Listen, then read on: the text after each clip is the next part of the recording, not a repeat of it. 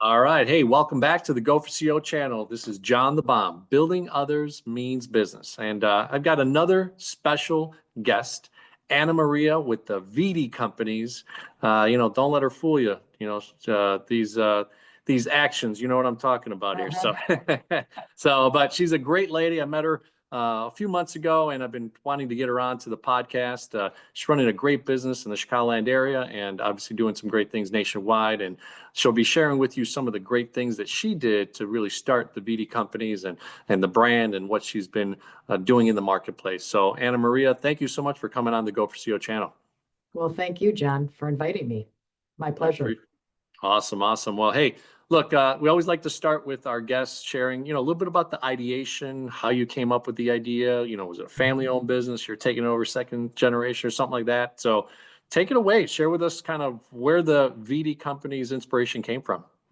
Thank you. It was from my grandfather in 1938. He started it. We were Guy Vitti Insurance and Real Estate, and my grandfather would give out mortgages. And what happened was there was a fire down the street, and an insurance company came in and said, "Why don't you just start selling homeowners insurance?" So he did, and we are now a full service agency. We're third generation, and what full service means is we can help any individuals and businesses with home auto, business, life, health, employee benefits. We're also a broker, and that means we have represent many companies, and we can shop for you. We just hired the fourth generations, which happens to be my two nephews, and so they are learning slowly on what it takes to not only work in the business, but start working on the business. So That's awesome. I've been here. Yeah, it's great. It's been great. That is cool. I think one of the things in America, right, we're very entrepreneurial. The foundation of our country and people coming over from different countries that came to America and starting their own business is really cool to hear your grandfather doing that and setting the foundation for the VD family, right? Right. One thing that is challenging, though, is that next generation to the next generation to the next generation, right? I know in Japan, there's companies that are 500, 1,400 years old. I mean, it's crazy how their longevity is pretty big, and it's multi-generational. So tell us a little bit about, I guess, I'm very curious, growing up in the family where your grandfather built something. Sounds like was it your dad then took over after that, or? Yes. So then what was that transition? Because, each generation feels like they put their stamp on something. So let us know a little bit about kind of that transition and how you started to work, almost like you're doing with your nephews. Yeah. Okay. Thanks. So I'm the oldest of six children, and I was really the only one that was stuck coming in after school during high school and college and having to file. Nobody would teach me anything because I wasn't maybe here an hour or two each day. And I really did not like it. But what happened is I graduated college, came here to be a teacher, and started working for my dad just slowly in the summer. And when I was supposed to go back, he said, "Why don't you just quit and work for me?" And so 40 years later, I'm still here and I still enjoy it. We had four people, and now we have 20 and growing. And I'll tell you, it was a little bit hard because I think my father, since I was the oldest, thought that I knew everything. So I wasn't really, it was really trial by error, let's put it that way. My dad was a fabulous networker before networking even was a thing. He networked. So that was one thing that was easy to follow in his footsteps, but leadership, I am the oldest of my family, but it's hard if you do not have education like that. We made a lot of mistakes with staff. Now we have a fabulous staff. But like I said, my dad never hovered over me. He would never ask me like, why aren't you doing this and why aren't you doing that? It was very easy to work for him. And I feel very fortunate. And he's still alive today. Oh, that's awesome. Great to hear. Mhm. It's interesting, I guess, each generation also has their own methodology of how they grew up, right? I'm sure he could easily explain how his dad, Uh-huh. either put him under the coals or just birth by fire, right? Type of thing. Mhm. So interesting side. So did I catch that you stopped going to college, or did you finish and then? I graduated and I was Okay. a teacher for a year. Oh, okay. So yeah, there was a teacher. So I mean, it's interesting, right? I mean, you have a career that most people are like, oh wow, it's a teacher. That's awesome. You get into that mode, but then you switch, right? And you say, Mhm. hey, I'm going to be the leader, which being the firstborn always kind of puts that stamp on you. But now you go into the family business. What are two things that I guess maybe came up instantaneously? Like, did you have to negotiate the salary because you just were about to, you're getting paid as a teacher, or did you have to really take the reins of a certain part of the business that helped you grow in that side, or what was your thoughts? Because we were smaller, well, first of all, I was only making 14,500 as a teacher. So it Okay. was very simple. And I'll tell you, my dad did not pay me big bucks. I had to earn it. So that was one thing. And what was the question? What did you ask me Just this? yeah, just transitioning obviously from having put the time and effort to get a degree, become a teacher, go through Yeah. 1 year, but now transitioning. Did you pick a certain line in the business that you became an expert, or did you kind of go general and start to learn the whole business? Yeah. So what my dad did is when I said yes, he sent me to Seattle at the Safeco Insurance Company School for 3 weeks. Oh wow, And that okay. was really fast as far as learning it. I mean, it was 24/7 of insurance. Before that, I really didn't know much about it because, again, nobody taught me. But when I got back, I was starting to work in the personal lines department, home and auto. The woman that was here must have been intimidated and she quit and she was there for 10 years. Oh, wow.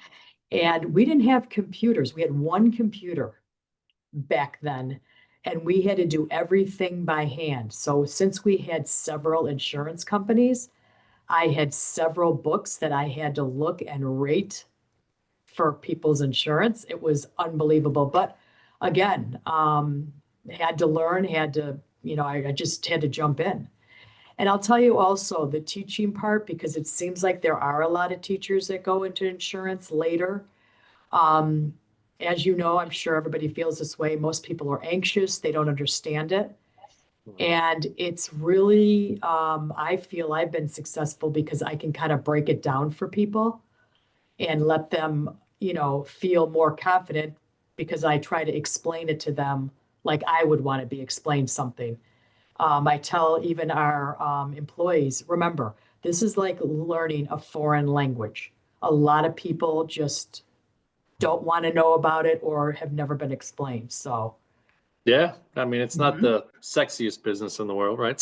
Right, um, right. First of all, people are kind of lulled into it, right? And just they know that Hmm. they need it, right? It's part of life. You have to have homeowners, you have to have auto, but then there's other aspects of insurance that you really feel like where's the value, and how do you learn that, and what do you do to mitigate risk, right? So Hmm. pretty awesome stuff. So tell me, those first few years, Hmm.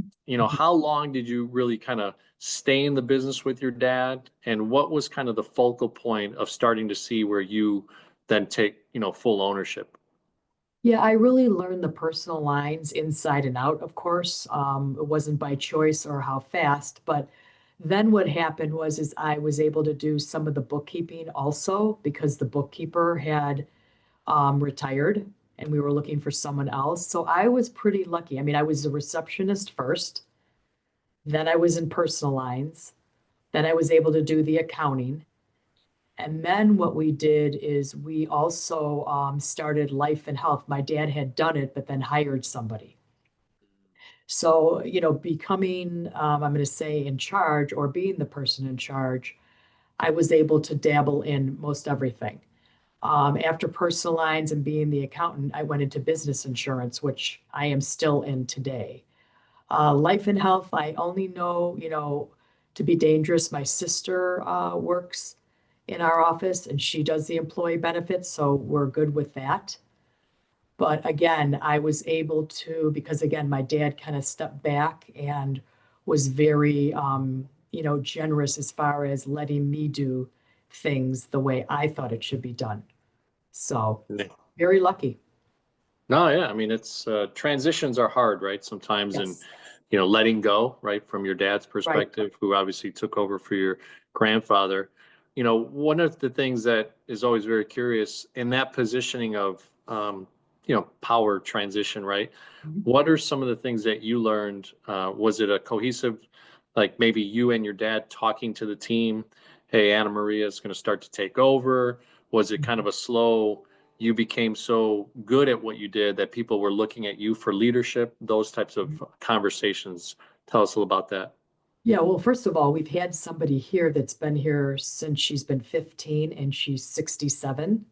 Oh, wow. But I always knew her as, she always knew me as Gabe, which is my father's name, Gabriel's daughter. But what happened was, is, something I never ever really thought about that, but I am not hopefully an intimidating person or a control freak.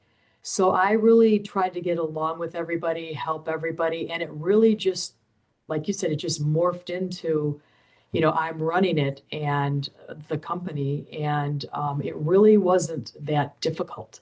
I don't feel like there were any challenges, maybe because I don't think like I'm up here and people are below me. I feel I would even file. It didn't matter. I would do everything. There's no job that was too small. I would even take out the garbage if I had to. So maybe I was able to gain respect early. And most of these people were older than I am because I started when I was about 24 years old. Mhm. So there was my father, there was a woman here who's a couple years older than I am, and then there was a gentleman who was probably 10 years older. So again, just tried to put my sleeves up and say, hey, how can I help you? And it just worked out that way.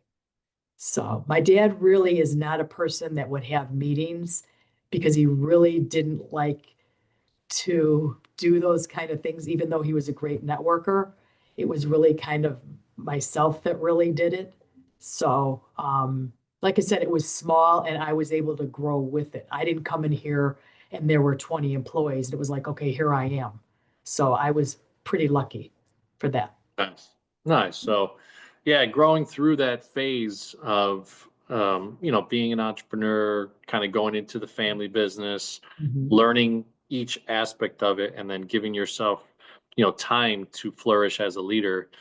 Pretty cool stuff, right? Yeah, Um, definitely. so tell us a little bit about, kind of, this day and age, right? There's a lot of technology. There's a lot of ways that people feel like, oh, they can circumvent maybe that human touch. How have you guys, been dealing with that over the last 5, 10 years? And what is VD, the VD companies like approach to maybe keeping it still connected that way? Well, I will tell you that I know what kind of service I've been getting. I'm going to say the last 5 or 10 years, and it hasn't been the greatest. There's either people that are upset, they don't, maybe they weren't trained properly, but follow up is very, very important. I mean, I have instilled in me, and hopefully everybody here, and I know they do, is, you do what you say. And then maybe, tell them maybe it's going to take 7 days and hey, surprise them and have it be done in 4 days. Um, I will let you know that I, again, take pride, and that's what I train people as far as, calling the person back, not 24 hours. Finish what you're doing and call them back. Now, remember, we get a lot of emails. I'm sure a lot of other people do too, instead of phone calls. So it's really easy to say, hey, I received your email. I will be getting back to you, shortly. But I don't like to use the word shortly because shortly in a lot of people's vocabulary is in 10 minutes. So really Yeah, try that's to true. manage people. The biggest thing is manage people's expectations, Yeah. especially Yeah. with us. Somebody has a claim, a lot of people don't go through auto claims, let's just say every day. so they don't know what to expect. So when they call you, let them know what to expect.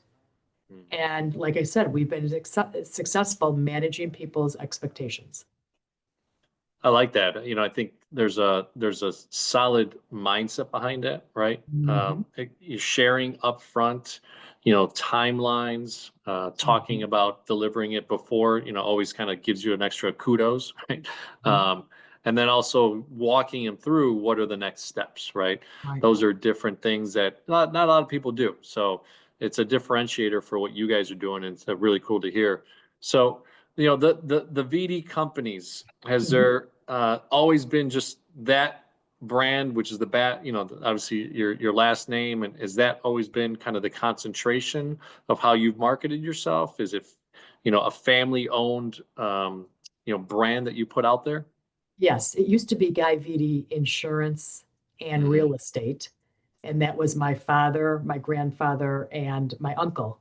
Hmm. Well, they broke apart. My dad did the insurance, my grandfather retired, and my uncle uh, headed up the real estate. Well, he did not like the way we were doing things, so my uncle moved out, and then we were just Guy Vitti Insurance. Hmm.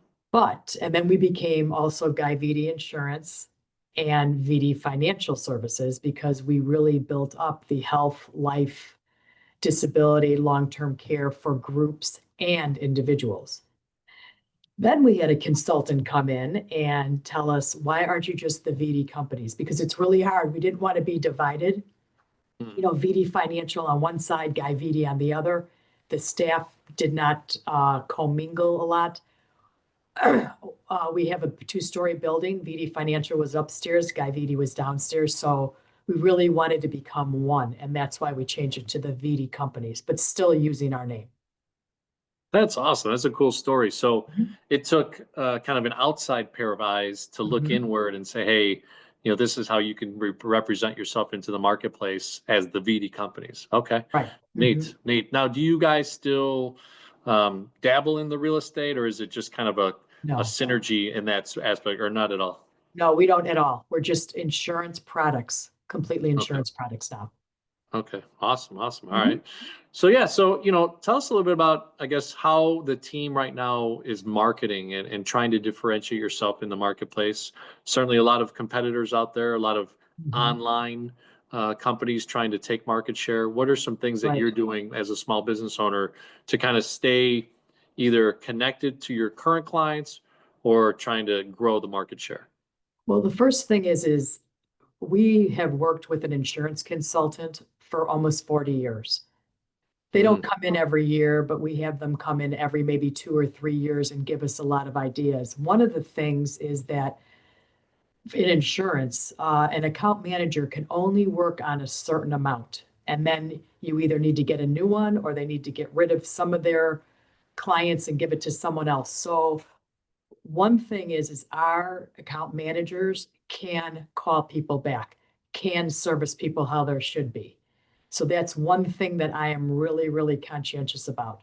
I don't want anybody, first of all, the staff member to be burned out because they're working on way too much. And then your clients can see that and hear that. Um, Another thing I wanted to let you know is that the biggest thing I would say in the last 5 to 8 years is that these big agencies and private equity firms are trying to purchase insurance agencies of our size. But when they do that, they're looking at the bottom line. mhm. Some of the things we do, like we write a lot of startups, businesses, and they're starting up and they're having to tell us what they think their sales might be in the future or what they might be doing. Well, how do you know that when you start up? So we reach out to people 2 and 3 times a year, which if you were bought by a private equity firm or a large agent, they wouldn't let you do that. So even though we are medium size, we are trying to really portray that we are small and we can take care of you still. So, Nice. yeah. I like it. I like it. I think that there's a lot of value in that extra touch. In my day to day on the commercial banking side, I feel like the clients that I have that are with me right now, and even prospects, I try to touch them once a quarter. Mhm. And it could be an email, maybe an event that we have, an opportunity to grab a coffee or lunch, Mhm. go golfing, whatever. So Right. those are ways to kind of stay interactive and really, keep on pursuing that relationship. I saw a recent video about someone saying, "Hey, I'm just transactional. I like to do things transactionally," and that works for some people. And I'm not saying business has to get done, so it is a transaction, but it's interesting how you can take from your grandfather to your Mhm. father to your leadership now. And I'm assuming there's probably clients that we could date back 20, Mhm. 30 years, right? In that Yes. in that Uh-huh. time frame. So Right. Right. We also are consultants. So mm, I love it when somebody sends us their policies and we review it. And you know something? Sometimes we tell them, stay where you're at. These are some suggestions I would give to you, but I don't want to waste people's time. I don't want to waste their time because to collect all the information and really understand, it takes a while, and that's people's times are valuable.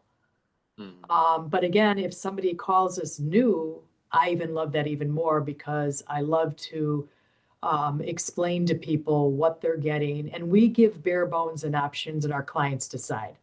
A lot of mm. people think, oh my God, I got to get everything now. No, you can always add insurance coverages later, no matter what. So we really like to ease people into this because a lot of people call me and say, I know nothing about this. I said, guess what? You're not the only one. I have clients that are 20 years and still don't really know or understand it. So don't Yeah. feel bad. Well, they're relying on you, right? I mean, and, Right, and when something happens, that's when we all freak out and hope that our right, insurance is actually well placed and well managed and can do through the claim process, right? From health to right. auto to home and all that type of stuff. I think Mhm. that's the scariest part is you just sometimes you feel like insurance, you never know if that company is going to truly represent you. Right, But that's why we lean on a broker like the VITI companies, right? To make sure that you guys are vetting out the end insurance company as well, right? So, right, exactly. and it sounds like Safeco, you said, right, was the where you kind of learned for 3 weeks. Mhm. They've been around forever. Then, Oh, yeah. it's been a really cool journey that they've been on as well. So, Mhm. so a lot of times, growing a business and being that second or third generation talent bringing in because of kind of the old guard, it can be transitionally hard. So has there been anything that you've learned through that process of bringing in new talent? And like you said, you've had a lady right now from 15 to 65 or so. Mhm. She's been with you. That can, be transitionally hard for her to be able to, acclimate to some new blood of that's going on. Tell us about from a leadership perspective, what you're doing to help the business grow that way. Yeah, I mean, I love it. I love having young people here. It's so energizing. I love, I'm not the type that thinks it's my way or the highway. I want to bring in younger people. I want to also have them bring us the ideas because I'm been here for 40 years. And I don't really know everything. I'm not great with AI. I'm not the best with technology, to tell you the truth, but they help us bring us up to the next level. And I'll tell you, like, I'm having a couple of them go to a conference that our agency management software system has every year. And I'm having them go and be able to learn what's going on and bring it back to us. Because again, I don't know everything, but I love it when young people are here. And I'll tell you too, even the people, well, I'm the oldest. Well, no, she's the oldest. I'm second, but she embraces it. She really, really enjoys it. Nobody has, we laugh because we're like, oh my gosh, we used to be like this. But it's just so great to bring all that into the office. I don't want everybody to be like, feel like they're robots or soldiers or, let's have some of these young people what they're doing and saying. I mean, I like hearing about it. It's great. So that's interesting. You shared a little bit about the wisdom of letting people be themselves, right? Mhm. Giving them some latitude, and Yes, even helping them to if they do mess up, right? You've got a longer leash per se, right, and not going to right. pounce on them. So what's that been like? Has there been any situation that you could describe on our podcast that you've given someone some latitude of, they made a mistake, but you know that they're going to be a valuable asset to the company if you can help them get through that process. Yeah, a couple things sometimes, and I think it's just because of experience in the business or the workplace, is, sometimes people have problems and they call us, obviously, and we help them. But sometimes people don't realize that let's give them that extra touch. Let's set a follow-up in our calendar and let's call them after, maybe 2 or 3 weeks, check in on them, see how they're doing. A lot of people call for billing questions or billing problems. And I feel that when we find the solution and make that person happy at that time, that shouldn't be just it. They were very frustrated and upset, and let's make sure that it doesn't happen again. And so I have had people that haven't followed up, it got messed up again, and that, person was like, my staff member was like, oh my God, I didn't really realize that. So that's what I think the biggest thing is following up after the fact. Okay. Nice. Nice. I mean, on Mhm, the follow-up, mhm, I remember an old video that I made about that 7 to 8 touches, right, that we all learn in sales. mhm. What are some distinctive things that you're doing that you've been able to teach your team to do? First of all, listen to them. A lot of times we have a really great follow-up system in our agency management system. I mean, it's great because when we send out, let's say have the insurance company add a car, we don't just cross our fingers that it gets done. We have to follow up. So we are very lucky with the follow-up system we have. And um, I just, like I said, I feel that these people just, something, I'm sorry, I lost my train of thought. No, no, it's all right. No, yeah, I mean, the follow-up side of things, right? What have you been able to do that's distinctive that maybe sets you apart and that Hard next from us. touch? Yeah, I will tell you, first of all, when we have people that have a lot of losses like businesses, that really affects the renewal. So Hmm. what we do is I try to do it is I get the insurance company involved and they have these experts come out and talk to them.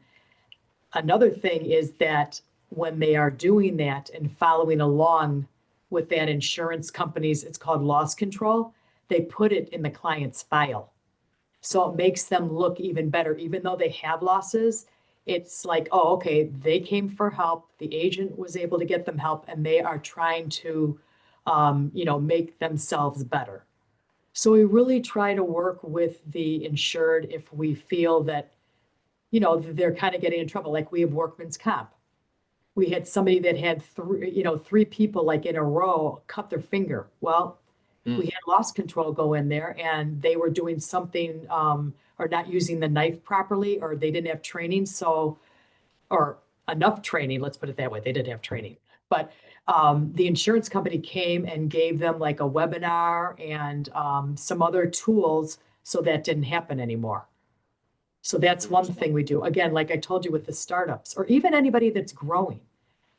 Workman's comp and some of these general liability policies are based off of sales and they're also based off of payroll ahead of the game. So how do you really know? And if you're growing, and what happens is after the policy period's over, the insurance company comes back and audits you and says, okay, prove to me how much payroll you had. Well, if you underestimated, you're going to pay. If you overestimate, you're going to get a credit. I mean, I had some guy, we reach out for our larger clients that have a lot of payroll. We reach out to them 3 times a year just to say, hey, this is what you're paying on. Is this still the same? Because we've had people that have said, don't even respond to us. They've gotten a $35,000 audit. Now, what Wow. business, budgets for that? No, no. So Well, we that's really, like I interesting. said, try to go over and above with all Yeah. aspects. Preventative and proactive, right, came to mind as Exactly. far as what you guys are doing.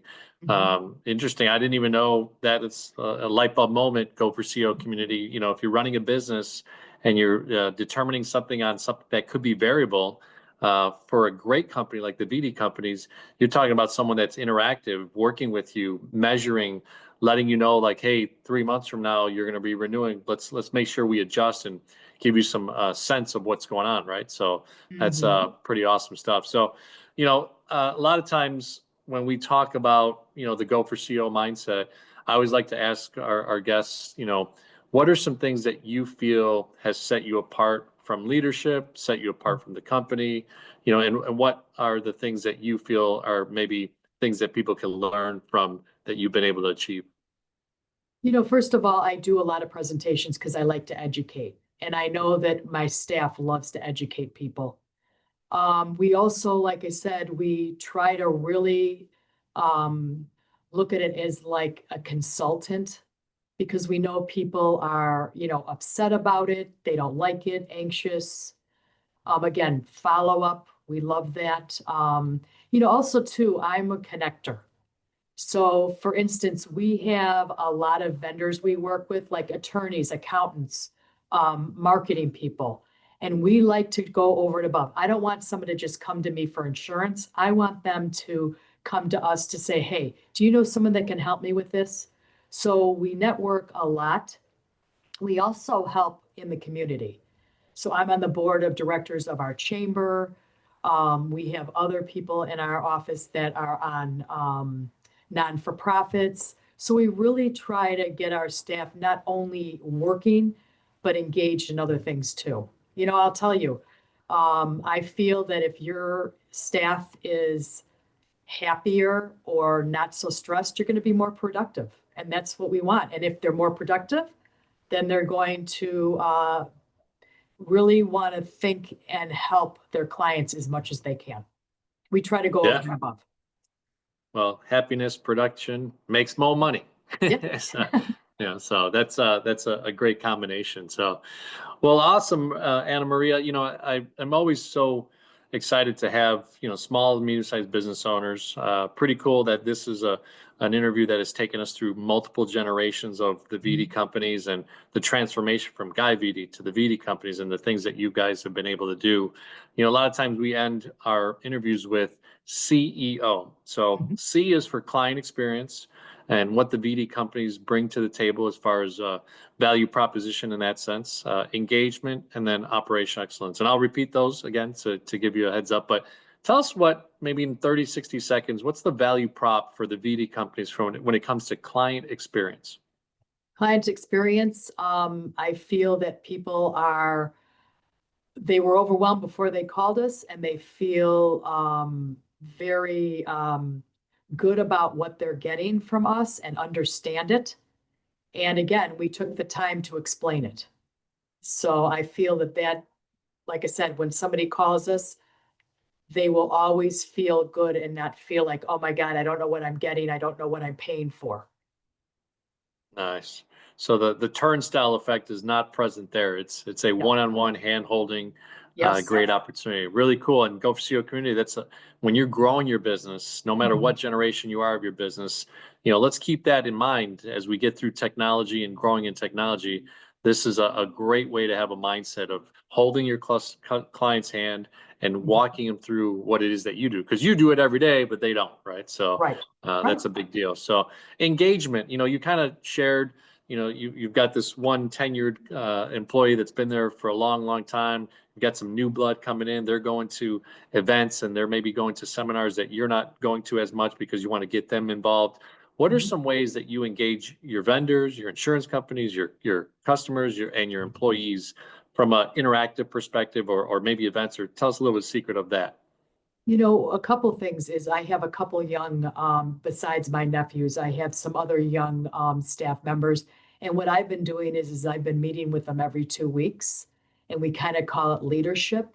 And so we sit down and talk about some of the frustrations they might have with their job or with things that might be able to change or they could change. And also, I try to, after listening to them, try to mentor them. So that's really what I'm doing is like mentoring them. And I'll tell you, it's kind of formal because we write out everything and then I write little notes to them and then I send it back to them and they have to work on whatever we spoke about. And then they come back and they have, the kind of like homework, I'm going to say in a way. And it's really, really helped. I mean, some of the things that they have developed and thought about that they have implemented is phenomenal, especially with our benefits, our health insurance, just to give people at the end, instead of just saying, okay, we're done, they send them a letter and explain to them what they had, which I think is great because we didn't have that That's before, but cool. that was something that came out of this mentorship program that I have.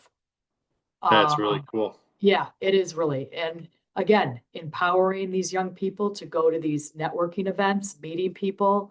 You know, I even had one person say, listen, I really don't feel comfortable. Could you come with me?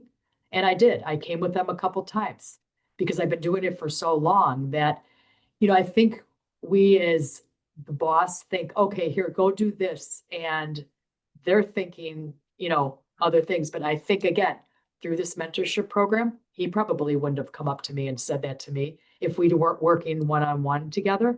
He probably would have went there and been like, you know, I can't do this. And he Yeah. wouldn't have told me.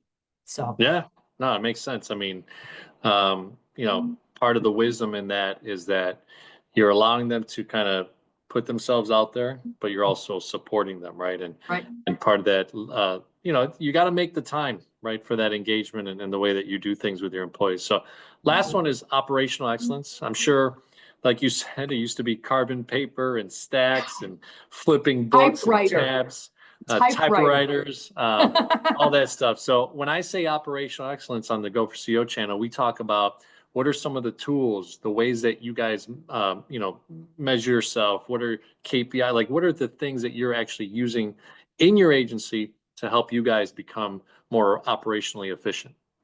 Well, I'll tell you, we have an audit. We do an audit on everybody once a month. It doesn't matter what day, they don't know, but we have to activity all of and document. And I'll tell you, it really makes people think about it. Also, our emails we check to see how far behind people are. I mean, it's not like we're spying, but we want to make sure that if somebody is so behind, let's have a conversation about it. You might be overloaded. There might be, you know, something you need to learn as far as doing something more efficiently, but that's one of the things that we really do operational because I can't stand over somebody's, you know, nor do I want to, and neither do they. Mm, So, I mean, maybe some people might call it micromanaging, but again, we've had a lot of things come out of that and have been able to adjust for that person because they were probably embarrassed to come and say something. for So, sure. I mhm, agree. mhm. Well, I'll tell you, it's been such a, really dynamic conversation. I really love, the things that you shared, the aspect of multi-generational to your own leadership, and now seeing some of the new blood and your Mhm. family and also outside people that are coming Right. into the VD companies and exploring their way to make the brand better, right? So, is there any final things or obviously ways to communicate with you? I see the awesome background with the BD companies and the numbers stuff, but any other ways that you feel like people can get a hold of you or your team? You know, I'll tell you on our website, it says, you know, we can, you know, contact us and that's the best, or even call. I mean, we still pick up the phone. We don't have phones anymore, I have to say. We're getting to the next level. We have Teams on all our cell phones, but we still Oh, pick interesting. up the phone. I mean, Okay. if we have to give bad news or it's more than we say a paragraph, pick up the phone and talk to that person. It's too Yeah. much. It's way Yeah. too much. So thank you, Neat. John. Thank you very much for having me on this. This is No, great. I love it. I love it. This is Yeah. really cool. And, I'm glad that you were able to be on here and Go for CEO community. Hey, if you're not a subscriber, become a subscriber to the channel.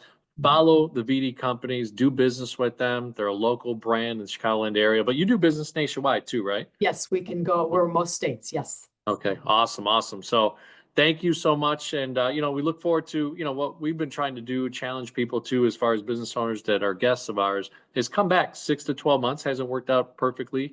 But for all our interviews, we'd love to hear about where the business is going, what the Mhm. challenges are, and teach the community about what's going on and how to go for CEO. Great. Thank you.